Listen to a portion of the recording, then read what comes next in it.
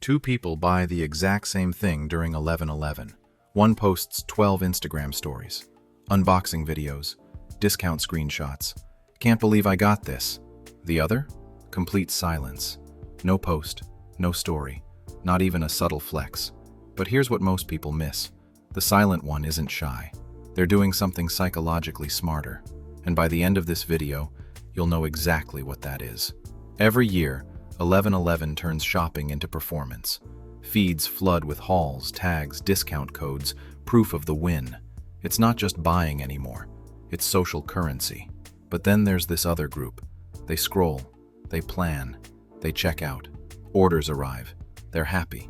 No audience required. And that silence? It's not random.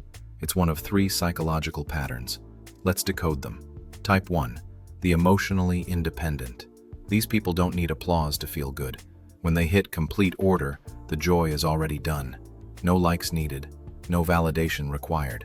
Psychologists call this intrinsic motivation, when the reward comes from the act itself, not the reaction.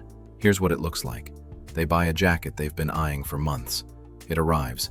They wear it to dinner with one friend who truly gets it. No photo, no caption, just quiet satisfaction. For them, posting it would almost cheapen the moment, because the second it becomes content, it stops being theirs. That's not secrecy. That's emotional freedom. Type 2. The self-protectors. Then there are people who've learned that attention isn't always comfortable. Maybe they once posted a purchase and got hit with, "Must be nice. Didn't you just buy something last week?" Weird flex, but okay. One comment, one subtle dig, and suddenly, sharing felt unsafe. So now, they curate peace. Psychologists call this selective self-presentation.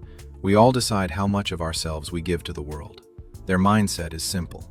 If it makes me happy, that's enough. I don't owe anyone proof. They're not hiding out of fear. They're protecting their joy from people who don't deserve access to it. That's not insecurity. That's boundaries. Type 3. The overthinkers. And then there's a third group. They want to share. They take the photo, write the caption, rewrite it. Then they stare at it and think, will people think I'm showing off? Will they judge me for spending money? What if someone thinks I'm trying too hard? So they don't post.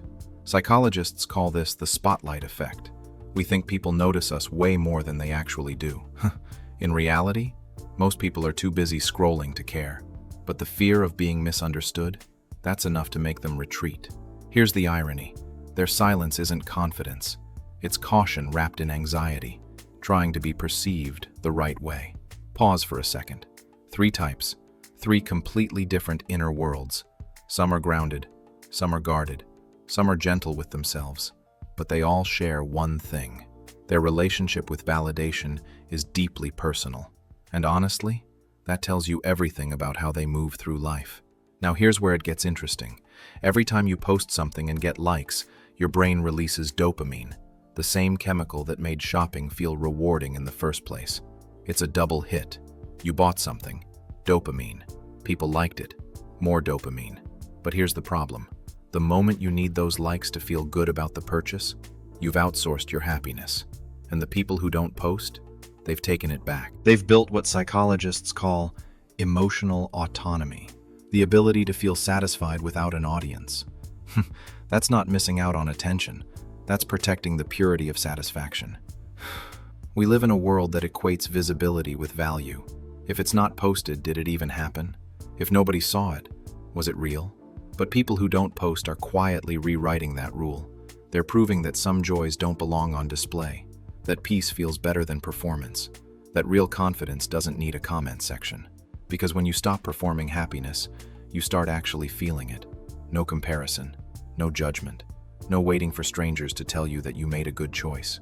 Just you, and the thing that made you smile. That's freedom. So here's what I want you to try. Next time you buy something that genuinely makes you happy, don't post it. Not because you're hiding, not because you're scared, but because you're running a psychological experiment. Can you feel that joy without the audience? If yes, congratulations, you found real confidence.